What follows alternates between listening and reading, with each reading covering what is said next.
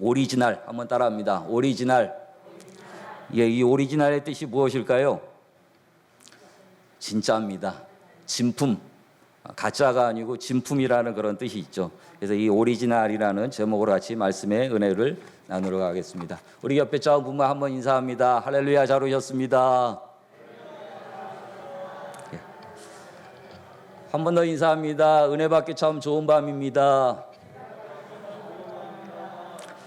예, 말씀대로 은혜가 있는 밤이 되길 원합니다. 오리지널이라는 이 말이 예전에 제가 고등학교 때 국어 선생님이 한번 그런 이 복합적인 이 오리지널이라는 뜻을 한번 설명을 해주신 적이 있었습니다. 어떤 뜻이냐면, 죄송합니다. 제가 약간 비속어를 써더라도 좀 이해를 하시고 들어주시면 좋겠습니다. 오리지널, 오리도 지랄하면 날 수 있다. 바로 이런 뜻이 있었습니다. 예전에. 예. 제가 고등학교 때 국어 선생님이 이 말의 뜻을 한번 말씀을 해주시더라고요. 처음 그때 들었습니다. 꽤 오래 전에 나왔던 그런 복합적인 그런 이야기죠. 여기서 그러면은 오리가 왜 이제 앞으로는 요 일을 땡땡으로 제가 이제 말씀을 드리겠습니다. 오리가 왜 이 땡땡을 하면 날 수가 있나? 예. 이게 문제거든요. 이 땡땡이라는 것을 사전적 의미로 한번 찾아보게 되면 마구 법석을 떨거나 분별 없이 하는 행동을 속되게 이르는 말을 이 땡땡이라고 합니다. 근데 이 오리가 땡땡을 하면은 날 수가 있대요. 예. 그럼 오늘 왜 이 말과 오늘 본문에 나오는 이 고린도 교회의 성도들의 고린도 교회의 이 문제들이 어떻게 매치가 되나 한번 우리가 말씀을 통해서 같이 나눠보도록 합니다. 고린도 교회는 그 안에 많은 문제들을 갖고 있는 그런 교회였습니다. 그 문제들이 여러 경로를 통해서 사도 바울에게 전해졌습니다. 이 소식을 전해 들은 사도 바울이 그 문제를 해결하기 위해서 이 편지를 썼습니다. 이 편지가 바로 오늘 우리가 읽은 바로 고린도전서입니다. 이런 점에서 보면 고린도전서는 교회의 여러 문제들을 해결하기 위해 내놓은 처방전과 같은 그러한 성경입니다. 그런데 우리가 주목해야 할 점은 사도 바울이 단순히 문제 각각에 대한 해결책만 내놓는 것이 아닌 것입니다. 우리가 고린도전서를 주의 깊게 읽어보면요, 단순히 교회에서 일어난 문제를 해결하기 위한 목적만 있는 것이 아니라 보다 깊은 목적이 있음을 알게 됩니다. 그것은 교회의 기초가 무엇이고, 교회가 어떠해야 되며, 교회가 무슨 일을 해야 되며, 교회가 소망이 무엇인지 아주 근본적인 교회의 문제들을 제시하고 있습니다. 즉 사도 바울은 단순히 문제가 있고 병들어 있는 고린도 교회를 치료하기 위해서만 고린도전서를 쓴 것이 아니라 그 병과 문제를 고치는 동시에 건강한 교회로 세우기 위해서 이 편지를 쓴 겁니다. 그러므로 우리는 고린도전서를 읽어 나갈 때 단순하게 교회에 일어난 문제들을 어떻게 해결할까, 우리는 그것을만 배우는 것이 아니고요, 더 근본적으로 건강한 교회를 세우기에 필요한 것이 무엇인지 우리는 생각해 봐야 할 줄 믿습니다. 단지 문제없는 교회가 목표가 아니라 하나님이 원하시는 건강한 교회, 그 건강한 교회로 세워지는 그 목표, 바로 그것이 오늘 고린도전서가 씌워진 목적이 되어지는 겁니다. 먼저 본문 10절을 보겠습니다. 죄송합니다. 제가 아까 본문 10절을 못 읽었습니다. 예, 다시 한번 읽겠습니다. 형제들아, 내가 우리 주 예수 그리스도의 이름으로 너희를 권하노니 모두가 같은 말을 하고 너희 가운데 분쟁이 없이 같은 마음과 같은 뜻으로 온전히 합하라 하고 이렇게 이야기하게 됩니다. 바울 선생은 너희가 분쟁이 없이 같은 마음과 같은 뜻으로 온전히 합하라고 말을 하고 있습니다. 그런데요, 이것이 바울 선생이 자기가 개인적으로 하는 이야기가 아니고 예수님의 이름으로 너희를 권한다고 이야기를 하게 됩니다. 지금 말하는 것은 우리 주님, 예수님의 뜻대로 말한다는 것을 분명하게 이야기하고 있습니다. 그래서 너희 교회는 반드시 이 말씀 가운데 순종해야 한다는 그런 의미가 있는 것입니다. 그러면 바울 선생이 주님의 이름으로 너희가 반드시 순종해야 한다고 한 그 내용은 무엇이냐면은 오늘 읽었던 말씀처럼요, 모두가 같은 말을 하고 너희 가운데 분쟁이 없이 같은 마음과 같은 뜻으로 온전히 합하는 것, 바로 이것인 것입니다. 간단하게 말하면요, 교회 모든 성도님들이 한 마음이 되는 것입니다. 바울은 너희가 한 마음이 되는 것이 우리 주님 예수님의 뜻이라고 분명하게 이야기하고 있습니다. 이것을 오히려 거꾸로 생각하게 된다면 고린도 교회의 지금 상황은 어떻습니까? 이렇지 않다는 것이죠. 서로 한 마음이 아니라는 것입니다. 서로 나뉘어져서 싸우고 있습니다. 11절을 보세요. 내 형제들아, 근로의 지편으로 너희에 대한 말이 내게 들리니 곧 너희 가운데 분쟁이 있다는 것이라. 벌써 분쟁이 소식이 들려옵니다. 누군가를 통해서 분쟁이 소식이 분명하게 들려져요. 그런데 무엇 때문에 고린도 교회 성도님들이 이렇게 나뉘어져서 다투고 있습니까? 12절 말씀을 보세요. 내가 이것을 말하거니와 너희가 각각 이르되 나는 바울에게, 나는 아볼로에게, 나는 게바에게, 나는 그리스도에게 속한 자라 한다는 것이니 하고 이렇게 얘기합니다. 성도들이 그들이 따르는 지도자를 중심으로 전부 다 파가 나뉘어져 있습니다. 분열됐다는 것이죠. 고린도 교회 안에 4개의 파가 존재하고 있습니다.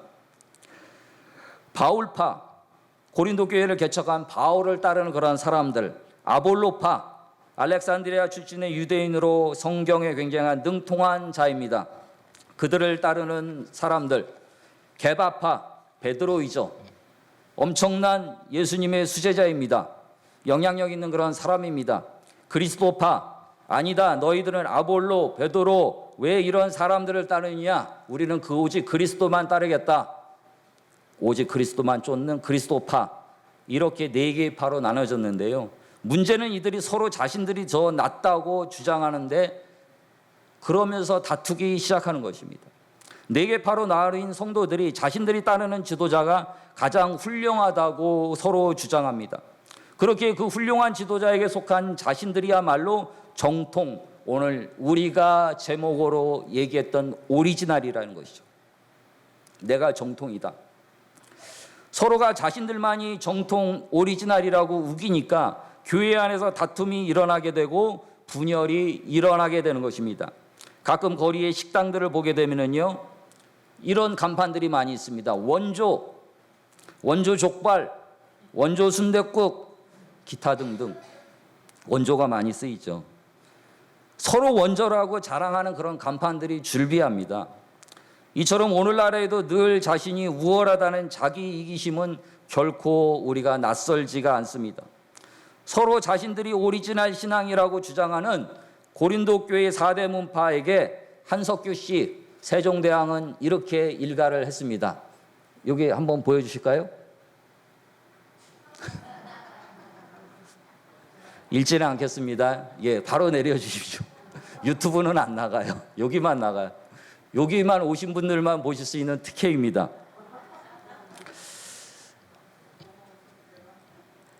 제가 한 얘기가 아니고요, 위대한 왕이 하신 말씀이에요. 예, 왕이 하신 말씀인데요. 근데 왜 이 땡땡을 하면 자빠질까? 저는 생각을 해봤습니다. 땡땡을 하면은 저분은 자빠진대요. 근데 우리말을 제가 가만히 생각해 보니까 참 아름다운 그런 말이더라고요. 땡땡을 하니까 분명하게 자빠지는 것이 사실이었습니다.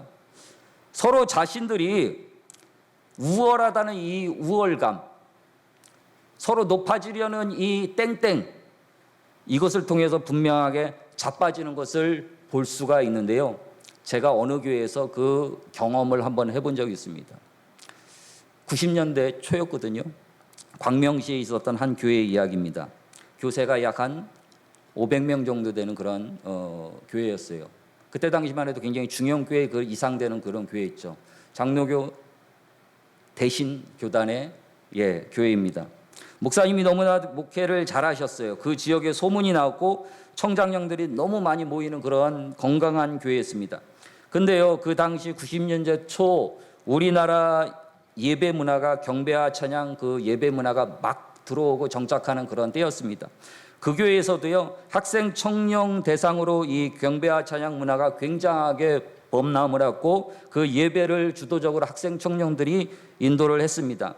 교회 청년들은 교회 외부에 올레이션 경배와 찬양단이라든가 예수전도단, 조이선교회, CCC 선교회, UBF 선교회, 내비게이터 등등등 많은 그런 선교 활동들을 하고 있었습니다.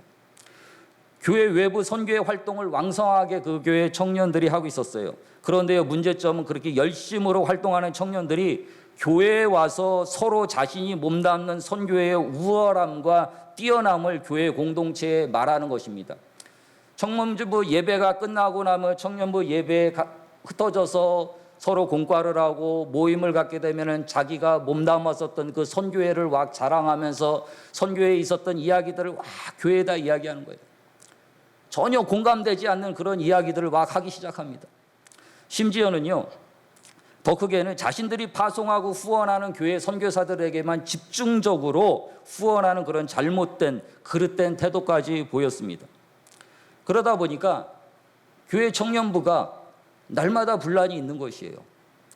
외부에서 활동하고 외부에서 그렇게 훈련받았던 사람들이 다수가 교회 청년부에 흡수가 되어져서 그 교회 청년부의 물을 완전히 흐려놓았습니다. 그렇게 수년이 흘러갔고 그때 청년들도 교회 장년들이 다 되었습니다. 그래서 교회가 커가면서 이 장년이 된 교회 청년들이 교회 안에서 큰 교회 중심이 되었고요. 큰 역할을 감당하게 되었습니다. 그런데요, 그러다가 교회 담임 목사님께서 지병이 있었어요. 그래서 갑자기 소천을 하셨습니다. 막 부흥하는 그런 교회가. 교단에서는 담임 목사님을 새롭게 선출하고 또 이 교회에다가 내려보내주셨어요. 그런데 교회 안에 청장년들이 이분을 인정하지 못하겠다. 막 서로가 세우는 그러한 담임 목사님 후보를 막 세워놨습니다. 여기저기서. 여러 명의 담임 목사님 후보들이 막 서로 각축을 벌이고 서로 싸움이 시작되었어요. 그 와중에 많은 사람들이 서로 시험을 받고 많은 사람들이 상처를 받고 교회를 많이 떠났어요.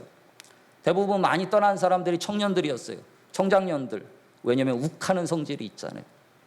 그러다 보니까 대부분의 그 청장년들이 교회를 많이 떠나고 그 교회가 한마디로 오늘 제가 말씀드렸던 땡땡을 하니까 자빠지는 그런 모습을 저는 보게 되었습니다.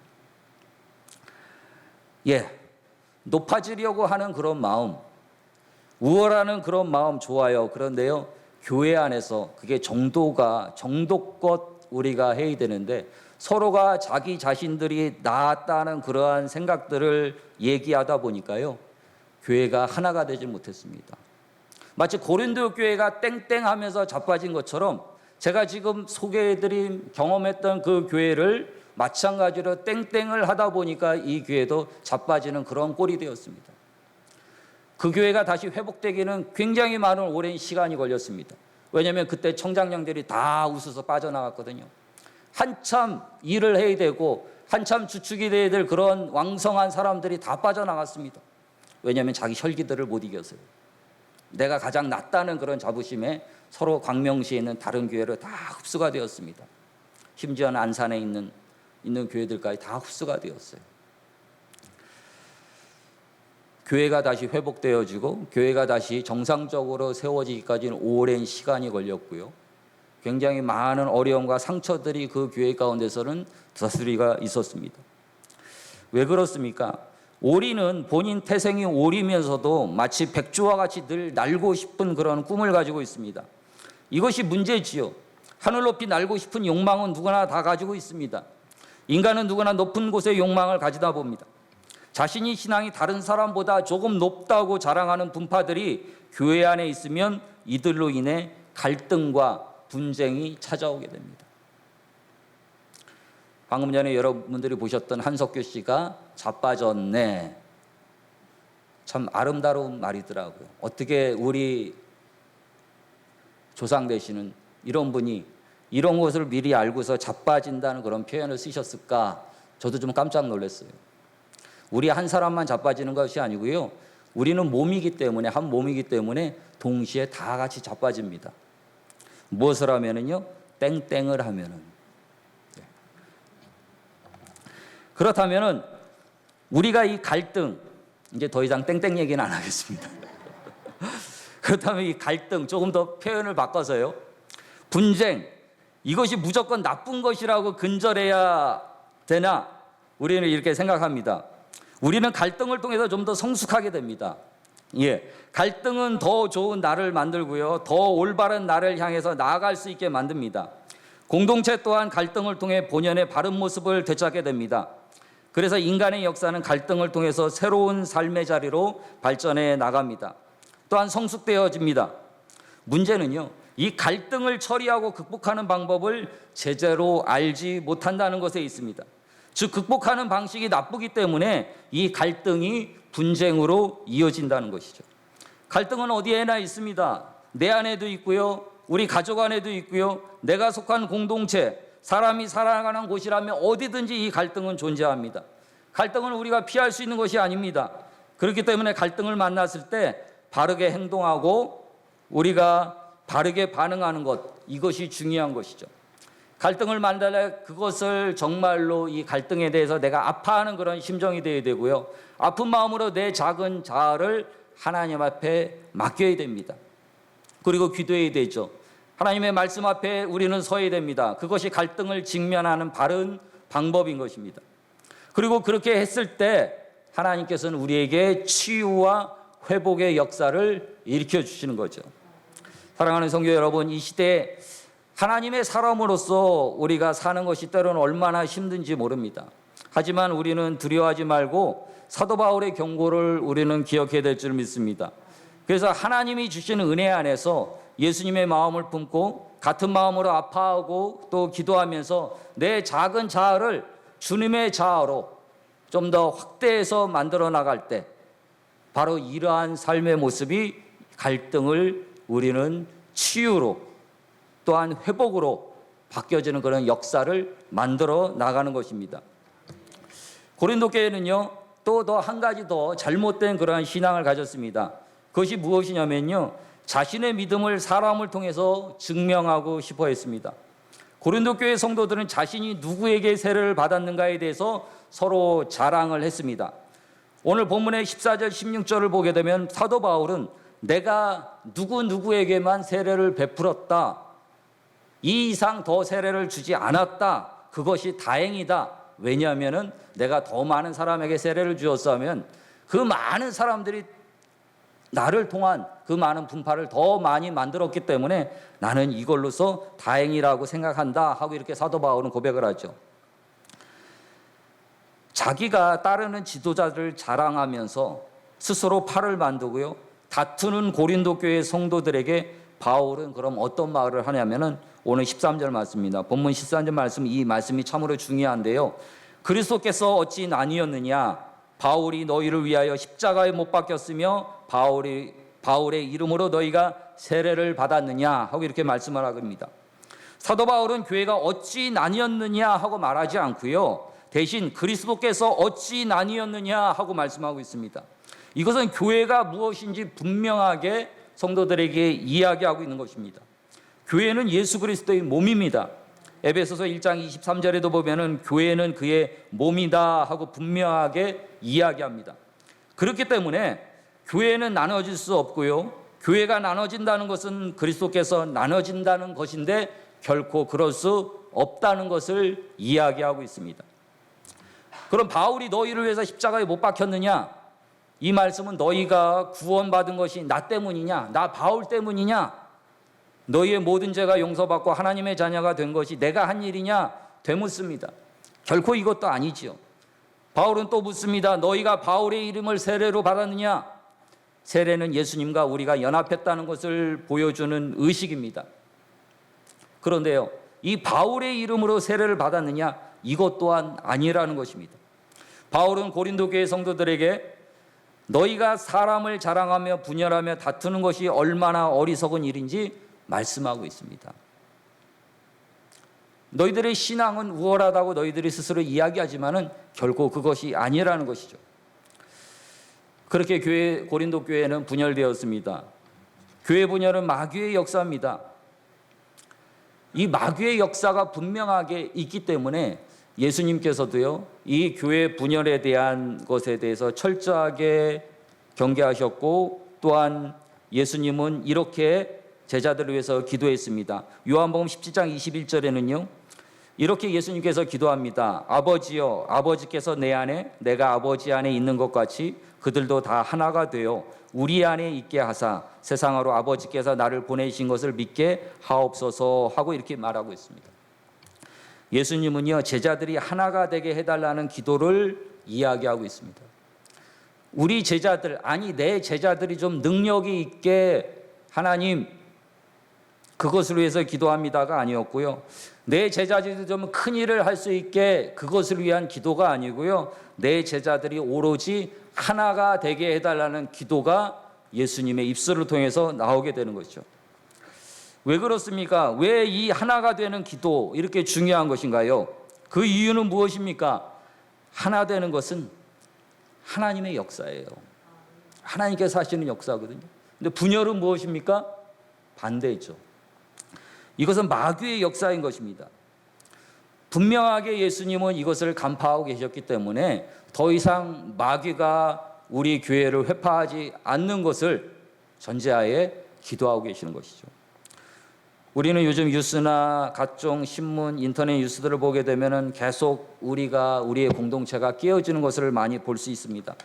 서로가 대립하고요, 싸우고요, 정말 무서운 속도로 분열하고 대립하는 모습을 보고 있어요. 완전히 갈갈이 찢겨지는 그런 모습입니다. 출신 지역이 어디냐, 좌와 우가 나뉘고요, 나이가 많은 사람, 적은 사람, 남자와 여자 너무 많이 지금 나뉘어지고 있습니다.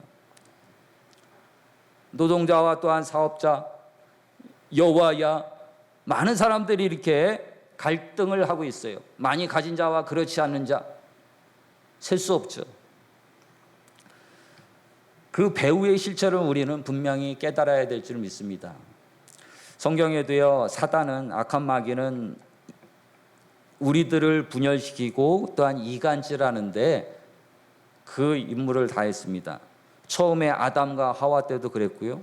아담과 하와도 이간질을 시켰거든요. 또한 창세기에 보게 되면 어떻게 됩니까? 또 누가 나오나요? 대표적으로 가인과 아벨이 나오죠. 이 또한 형제인데 서로 이간이 되어져서 분열하게 되는 그런 모습을 보고 있습니다. 사단은 이렇게 인류사의 사람들을 선동하고요, 서로 미워하게 하고 원수가 되게 합니다. 또한 전쟁하게 되어지고 갈등과 분열을 계속적으로 획책하며 만들어 나가고 있습니다. 그래서 가족이 분열되어지고 나라가 분열되어지고 이 민족이 전쟁 가운데 나가는 그런 모습을 우리는 보게 되는 거죠. 사단의 가장 효과적인 전략은 무엇입니까? 그것은 그리스도인을 무력화시키는 가장 효과적인 방법은 서로 분열시키는 겁니다. 사명을 감당하지 못하게 하는 가장 효과적인 방법이 교인들이나 가정이나 교회에서 서로 찢어져서 갈등하고 미워하며 서로 우리가 전도하고 하나님의 일을 해 나가는데 힘을 쏟는 것보다 서로가 전쟁하고 서로가 미워하며 서로가 무너뜨리기 위해서 전쟁하는데 그 힘을 다 쏟아붓게 만들어 버리는 것이죠. 얼마나 많은 교회들이 분열되었습니까? 얼마나 많은 교회들이 서로 상처 가운데서 나눠지게 됐나요? 거룩한 강단이라 제가 그 말씀을 다 일일이 말씀을 안 드려도 우리는 너무나도 잘 알고 있죠. 한국교회는 굉장히 열심히 있는 교회입니다. 기도 또한 봉사 세계적으로 자랑할 만한 그런 교회죠. 그런데요, 그렇게 열심을 내면서도 우리가 교회 안에서 싸우는 것이 얼마나 무서운 일이고 분열이 얼마나 큰 죄인지 우리는 제대로 깨닫지 못하고 있습니다. 성도님들끼리 쉽게 화를 내고 서로 판단하고 싸우는 것이 정말 큰 죄인데 우리는 그것을 너무나도 쉽게 간과하고 있습니다. 흔히들 우리는 그렇게 얘기하지 않아요. 싸우면서 큰다고. 근데 그 싸움은 절대로 하나님께서 원하시는 그러한 방법이 아닙니다. 근데 우리끼리는 그렇게 우리가 합리화를 시켜요. 우리는 싸워야 된다고. 싸워야 친해진다고. 그래서 한 번씩 싸우나요? 하나님께서는요, 분명한 그런 기준들을 세워주셨어요. 서로가 분열과 또한 나눠짐과 서로가 미워했던 그런 마음들을 예배에 나오기 전에 그런 것을 다 털어버리고 용서와 사랑으로 정말로 하나 되는 것을 우리 예수님은 말씀하고 있습니다. 대표적으로 마태복음 5장에도요, 예수님께서는 예물을 제단에 드리다가 거기서 내 형제에게 원망 들을 만한 일이 있는 줄 생각나거든 재물을 예물을 제단 앞에 두고 먼저 가서 형제와 화목하고 그 후에 와서 예물을 드리라 하고 이야기하게 됩니다.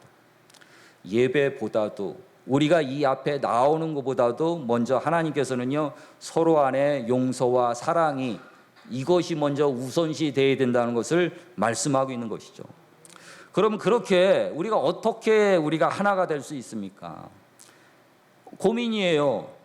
하나가 되는 일이 쉽지가 않잖아요. 어떻게 다 용서하고 어떻게 다 사랑하고 어떻게 다 우리는 하나가 될 수 있습니까? 용서하고 사랑하고 하나 되는 일은요, 우리에게 주시는 명령이 아니고 하나님이 그렇게 해주셨다는 그런 사실을 우리가 먼저 깨달아 아는 것입니다. 예수님이 십자가상에서 이미도 이루신 일입니다. 하나 되게 하시는 이가 예수님을 우리는 믿어야 됩니다. 그 믿음부터가 우리는 하나 될 수 있는 그런 출발점이 되어 있는 거죠. 하나 되게 하신 것을 지켜야 됩니다. 이 말씀이 중요한데요. 사도 바울은 에베소서 4장 3절에 이런 말씀을 이야기합니다. 평안에 매는 줄로 성령에 하나 되게 하신 것을 힘써 지키라고 했습니다. 사도 바울은 하나 되라 말씀한 것이 아니고요, 이미도 하나 되게 하신 것을 힘써 지키라는 것입니다. 이 말씀은요, 저와 여러분들 서로 간에 이미도 하나가 돼 있는 것이에요. 수원수목교회 저와 여러분들이 출석해서 이렇게 만난 것이 아니고요, 이미도 하나님께서는 우리들을 하나 되게 만들어 주셨고 수원수목교회라는 이 공동체 안에, 이 몸 안에 우리를 이렇게 세워두신 겁니다. 우리가 하는 거는요, 우리가 할 수 있는 거는 하나 되게, 우리 수원수목교회가 하나 되게 열심히 노력하는 것이 아니고요, 이미도 예수님께서 하나 되게 만들어 놓은 것을 지키는 것입니다. 교회를요, 가정을요, 여러분들 자녀들을요, 직장과 사업장과 나라를요, 이미도 하나님께서는 하나 되게 만들어 놓으셨거든요. 근데 우리는 그것을 지키는 바로 그 일을 감당해야 되는 것이죠. 언제 하나가 되게 하셨나요? 십자가에서 그렇게 하셨습니다. 에베소서 2장 14절에도요. 그는 우리의 화평이신지라 둘로 하나를 만드사 중간에 막힌 다음을 하시고 십자가로 이 둘을 한 몸으로 하나님과 화목하게 하려 하심이라 하고 말씀합니다. 십자가상에서 예수님은 분명하게 우리들을 하나 되게 하셨다고 말씀하고 있습니다. 십자가의 피 흘리심을 통해서 주님과 우리가 그 막힌 담이 헐어졌어요. 죄의 종이었고 하나님의 원수였던 우리가 하나님의 사랑을 받는 자녀로 바뀌어지게 된 겁니다. 예수님은 하나님과 사람 사이에 벽을 허셨고요, 또 마찬가지로 사람과 사람 사이에 벽을 허물어 주셨습니다. 그 대표적인 것이 성경의 어떤 사건이에요? 이스라엘과 이방의 사람들이 하나가 되어지는 모습을 우리는 볼 수가 있습니다. 그 벽을 허물어 주셨어요. 유대인들과 그렇지 않은 사람들과 이 종교적인 갈등과요, 이거는 도저히 이 융합될 수 없는 그런 물과 기름과 같은 그러한 모습이에요. 저도 그것을 잠시나마 간접적으로 체험을 해봤는데요, 도저히 이해할 수 없는 그런 상황이거든요. 하나가 되어진다는 것은. 그런데 예수님께서는 그것을 해주셨어요. 자신의 피로써. 도저히 우리는 할 수가 없다고 생각을 하는데 예수님은 그것을 깔끔하게 우리를 막고 있는 모든 벽들을 허물어 주셨습니다. 예수님은 더불어 12제자를 택하셨는데 이 12제자도 한번 보세요. 얼마나 기가 세고 저마다 배우고 익히며 커오며 경험했던 모든 것이 다른 그런 사람들입니다. 그런데 예수님을 이들을 하나 되게 하셨거든요. 제자들이 변했습니다. 예수님의 그런 공동체 안에서 교회를 섬기게 되었고요, 세상을 변화시키는 일들을 했습니다. 이들은 정말로 대단한 자기 자신만의, 한 번만 더 쓰겠습니다, 땡땡하는 그런 사람들이었습니다. 그런데 이들은 예수님 안에서 하나가 되었어요. 중요한 것은 우리가 하나됨을 믿어야 되는 것입니다. 우리가 하나가 되려면 예수님께서 하나 되게 하신다는 그 믿음이 있어야 돼요. 하나됨은 노력으로 이루어지는 것이 아니고 믿음으로 이루어지는 것입니다. 교회에서 보게 되면은요, 나는 사랑을 못해요, 용서가 안 돼요, 하나가 될 수 없어요 하고 이런 분들이 있는데요, 이런 분들은요, 우리의 힘이 안 되는 거 당연해요. 그렇기 때문에 우리는 주님이 모든 것을 해결해 주시기 위한 그 십자가를 붙들고 바라봐야 되는 거거든요. 예수님이 우리의 해결자가 되시는 겁니다. 우리의 힘으로, 자기의 힘으로 하려는 것을 내려놓고 예수님을 믿으면은 예수님은 역사해 주신다는 것이죠. 그래서 우리가 우리 안에 있는 그 모든 것들을 내려놓는 것, 이것이 첫 번째적으로 우리가 해야 되는 일입니다. 믿기만 하면은 예수님께서는 얼마든지 우리가 용서하고 또한 사랑하고 하나가 될 수 있는 그러한 자원이 되게끔 예수님은 우리를 세워주십니다. 십자가의 능력은 영혼의 구원만이 아닙니다. 우리들의 마음도 치유하고요, 또한 우리들을 회복시켜 주십니다. 사랑하고 용서하고 하나 되는 것이 예수님의 역사이기 때문입니다. 우리는 그저 아멘 하면 됩니다. 한번 하시겠습니다. 아멘. 아멘. 더 크게 아멘 하겠습니다. 아멘. 그렇습니다. 우리는 아멘하고 따라가면 되거든요. 이미도 예수님께서 다 만들어 놓으셨고 이미도 예수님께서 하나 되게 하셨기 때문에 우리는 그 아멘으로 순종하는 그 믿음으로 가게 되면은 우리는 예수님께서 원하시는 그러한 삶을 살게 되는 것이죠. 다시 정리하겠습니다. 교회는 어떤 곳입니까? 예수 그리스도의 몸입니다.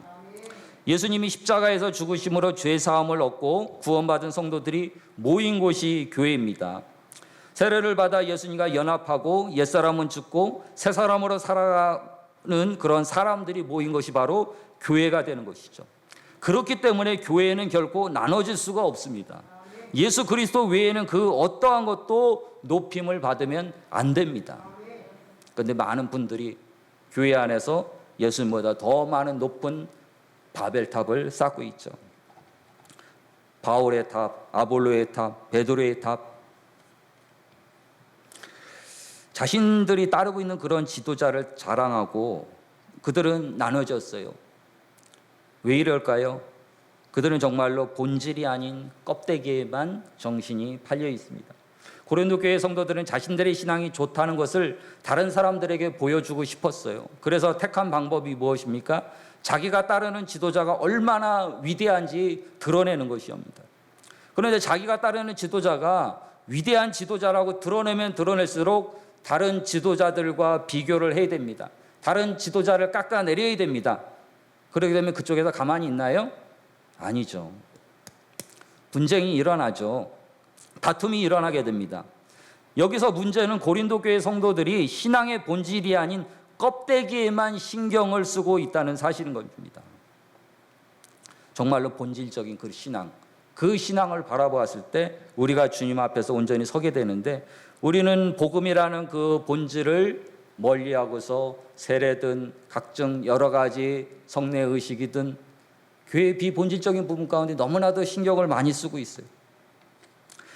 세례를 누구한테 받으면은 어떠나 이렇게 생각을 할지 모르지만 고린도 교회 성도들은 그렇지 않았습니다. 나는 이 사람한테, 이 분한테 분명히 받아야 돼. 그런데요, 세례를 줄 때 우리는 성부와 성자의 성령의 이름으로 세례를 그 어느 사람도 비껴나갈 수가 없습니다. 나 봉경덕의 이름으로 세례를 주노라, 이건 아니거든요. 나 바울의 이름으로 세례를 주노라, 이것도 아닙니다. 많은 사람들이 그 세례를 받는 것에 굉장히 자기 신앙의 우월감으로 생각하고 있는 것이죠. 모두 껍데기입니다. 착각하고 있는 거죠. 큰 교회 다니면 자신의 신앙 또한 큰 것처럼 생각을 하게 됩니다. 교회가 많은 일을 하고 있으면 자신 또한 자신의 신앙이 그렇게 분주하고 자신 또한 열심히 봉사하며 일하는 것처럼 착각하고 있습니다. 본질은요, 예수 그리스도와 그의 복음입니다. 교회와 성도들이 예수 그리스도와 복음에 집중한다면 결코 나뉠 수가 없습니다. 고린도 교회가 4개 문파로 나뉘어서 서로 싸우는 것은 그 근본적인 이유 안에는 세상의 헛된 영광과 세상의 허영을 쫓는 마음이 있었기 때문인 겁니다. 그래서 그 문제를 해결하기 위해서는 다름 아닌 교회의 본질, 즉 예수님과 그의 복음에 집중하라는 바울 선생의 말씀인 것이죠.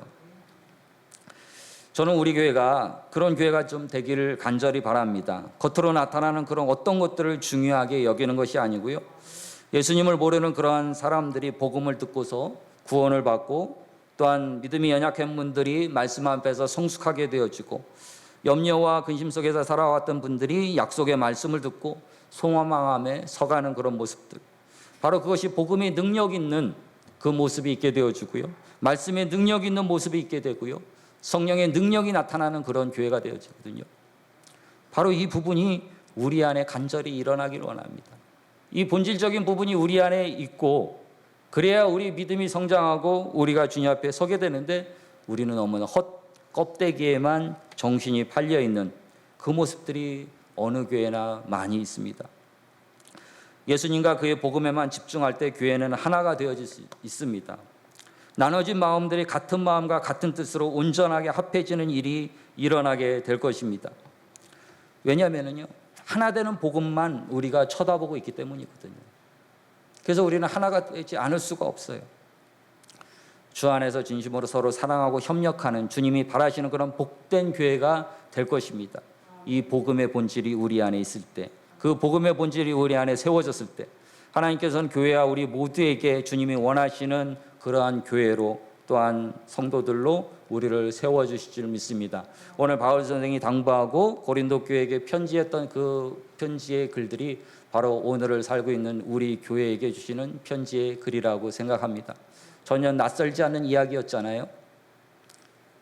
아주 오래전에 있었던 그런 이야기지만은 오늘날의 우리들의 교회에게도, 우리들의 가정에도, 우리들의 직장에도 너무나도 분열되어지고 나뉘어지고 정말로 본질은 잃어버리고 껍데기에만 정신이 팔려서 나가는 그런 모습들, 너무나도 익숙하고 너무나도 많이 보았던 그런 일들입니다.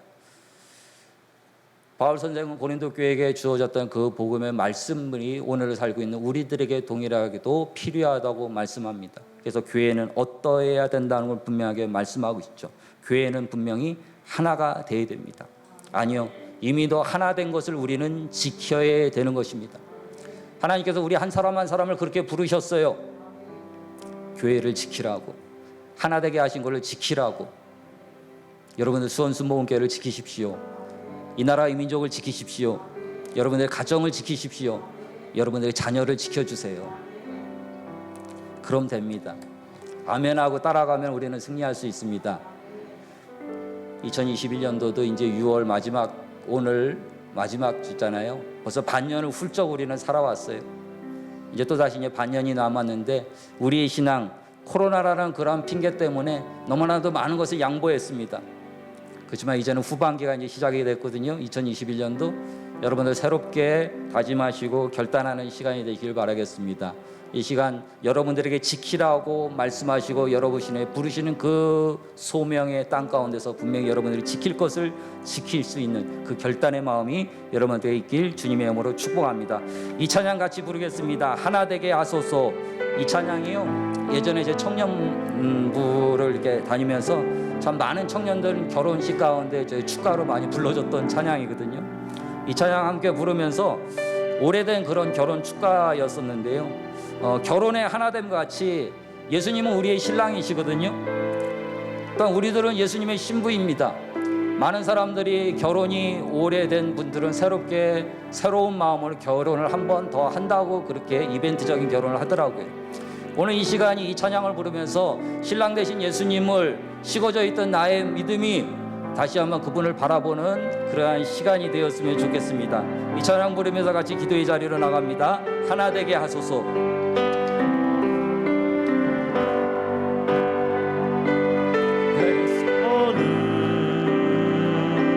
우리의 만남을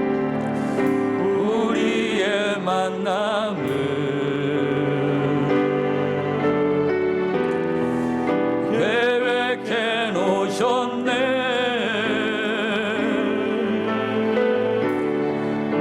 우리 나라 되어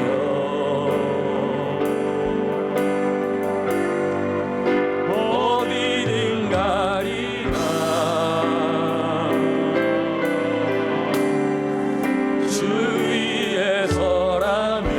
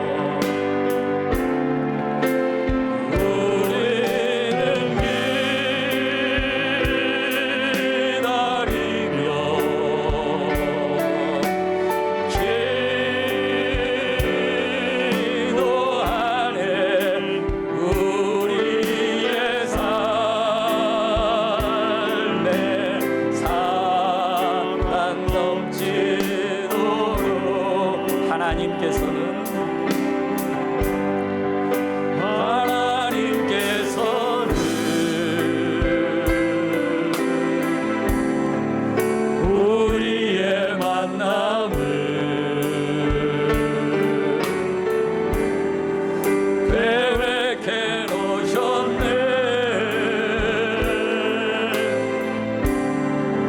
우리 하나 되어 어디든 가리라. 주 위에 서라며 무엇이든 하리라. 당신과 함께 우리는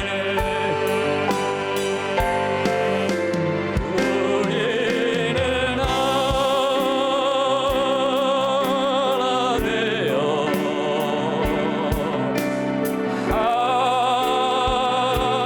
함께 걷네.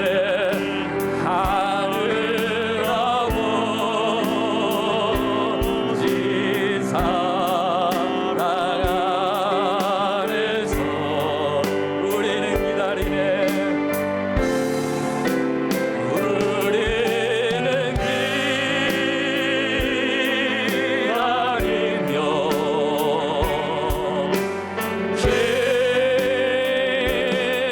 기도하네. 우리의 삶에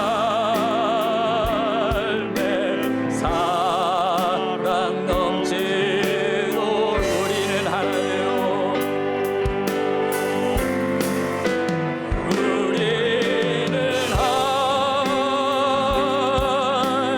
되어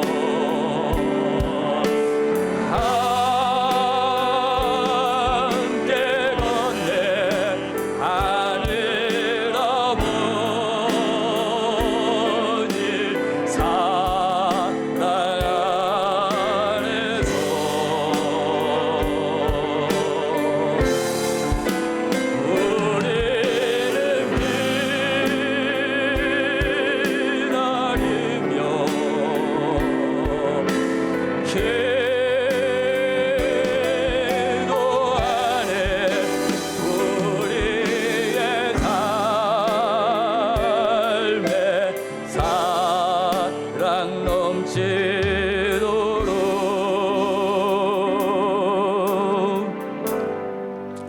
이 시간까지 기도의 자리로 나갑니다. 하나님께서 하나 되게 하신 것을 지킬 수 있는 결단함이 오늘 이 밤에 있기를 원합니다.